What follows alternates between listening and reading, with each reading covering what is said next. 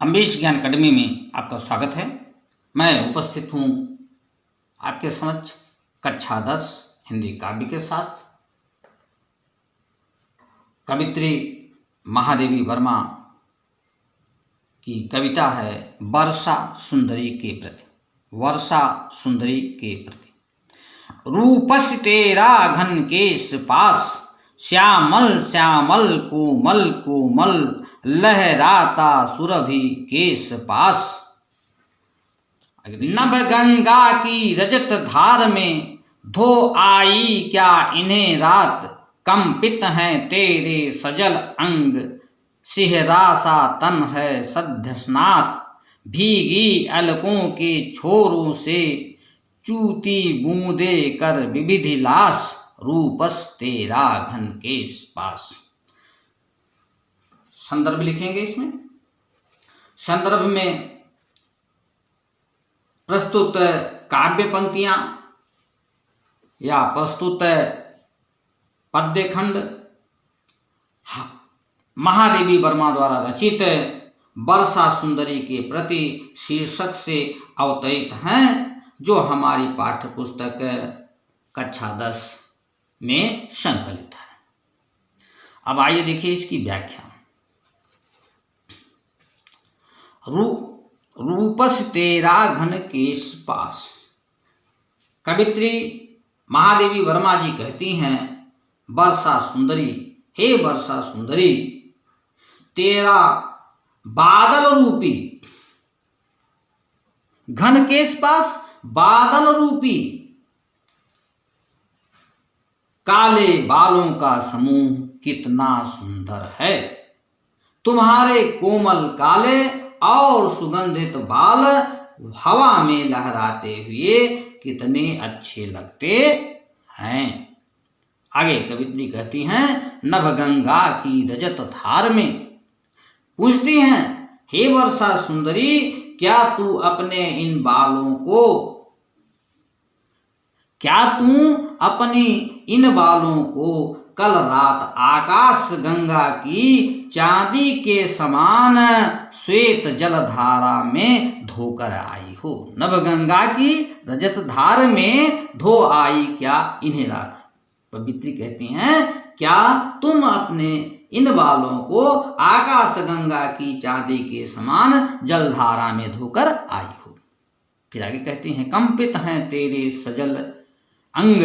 वो पूछती हैं, क्योंकि तेरे जो संपूर्ण अंग है जल से भीगे होने के कारण कांप रहे हैं। सिहरा सा तन है सद्य स्नात, और तेरी कंपित शरीर को देखकर ऐसा मालूम पड़ता है जैसे तू अभी अभी स्नान करके आई हो। भीगी अलकों की छोरों से चूती बूंदे भिला। आगे कवित्री कहती हैं, क्योंकि तेरे जो भीगे बाल हैं उससे जो जल की बूंदें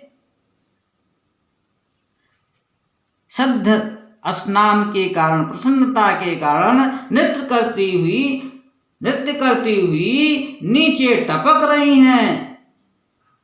रूपस तेरा घन केश पास, हे वर्षा सुंदरी, तेरे बालों का समूह बहुत ही सुंदर है। आगे देखते हैं, या इसमें काव्यगत सौंदर्य देख लेते हैं। काव्यगत सौंदर्य में शैली चित्रात्मक है, रस श्रृंगार है, गुण माधुर्य है, भाषा साहित्यिक खड़ी बोली है, शब्द शक्ति लक्षणा है, अलंकार इसमें रूपक, मानवीकरण और पुनरुक्त प्रकाश है। इसके बाद अगला देखते हैं। सौरभ भीना झीना गीला, लिपटा मृद अंजन साधुकूल, चल अंचल से झर झर झरते, पथ में जुगनू के स्वर्ण फूल, दीपक से देता बार बार, तेरा उज्जवल चितवन विलास, रूपस तेरा घन केश पास। संदर्भ वही रहेगा। आगे इसका अर्थ भावार्थ देखिए, व्याख्या देखिए। कवित्री का कहना है कि हे वर्षा रूपी नायिका, ये तुम्हारा जो सुगंध है पारदर्शक है, कुछ गीला सा हल्का रंग लिए हुए वस्त्र धारण किए। आगे कहते हैं चन अंचल में झरझर, मार्ग में चलने वाले चमकने वाले जुगनू ऐसे लगते हैं मानो वर्षा सुंदरी के खिलते हुए आंचल से सोने के फूल झर रहे हों। झरझर झरते पथ में जुगनू के स्वर्णपूर्ण, जुगनू जब आकाश में तैरते हैं ऐसा मालूम पड़ता है कि वह उसके आंचल से सोने के फूल झर रहे हों। और बादलों की बिजली ही वर्षा की उज्जवल चितवन है। आगे देते हैं दीपक से देता बार बार तेरा उज्जवल चितवन विलास। बादल की जो बिजली है वो ऐसा मालूम पड़ता है कि वर्षा की उज्जवल चितवन हो उनकी। और आगे कवित्री कहती हैं जब वर्षा सुंदरी अपनी ऐसी सुंदर दृष्टि किसी पर डालती है तो उसके मन में प्रेम के दीपक जगमगा उठते हैं। प्रेम से देता प्रेम के दीपक जगमगा उठते हैं। आगे कवित्री कहती हैं रूपवती वर्षा के बदल रूपी केस पास कितने सुंदर हैं। इसमें भी देख लेते हैं काव्यगत सौंदर्य, शैली चित्रात्मक और प्रतीकात्मक है, रस श्रृंगार, गुण माधुर्य, शब्द शक्ति लक्षणा, अलंकार रूपक, उपमा और मानवीकरण है, श्लेष भी है। उच्छ्वसित वस्त्र पर चंचल, उच्छ्वसित वस्त्र पर चंचल है बगपातों का अरविंद हार, तेरी निश्वासे छूभू को बन बन जाती मलयज बयार, की रव की नू पर ध्वन सुनी जगती जगती की मूक प्यास, रूपस तेरा घन केश पास। इसमें भी देखिए, इसमें संदर्भ वही रहेगा और व्याख्या देखिए। उच्छ्वसित वक्ष पर चंचल है, कवित्री कहती हैं कि हे वर्षा सुंदरी, सांस लेने के कारण उभरे तथा कंपित तेरे वक्षस्थल आकाश में उड़ते हुए बगुलों की पंक्तियों के रूप में श्वेत कमलों का हार सा मालूम पड़ रहा है। अरविंद हार यानी कमलों का हार मालूम पड़ रहा है। तेरी निश्वास से छू भू को, जब वर्षा की बूंदें पृथ्वी पर गिरती हों तो पृथ्वी के स्पर्श से उठने वाली एक प्रकार की महक तेरे मुख से निकलती हुई मलयागिर के सुगंधित वायु के समान प्रतीत होती है, बन जाती मलयजमा। आगे की रव की नूपुर धुन सुन,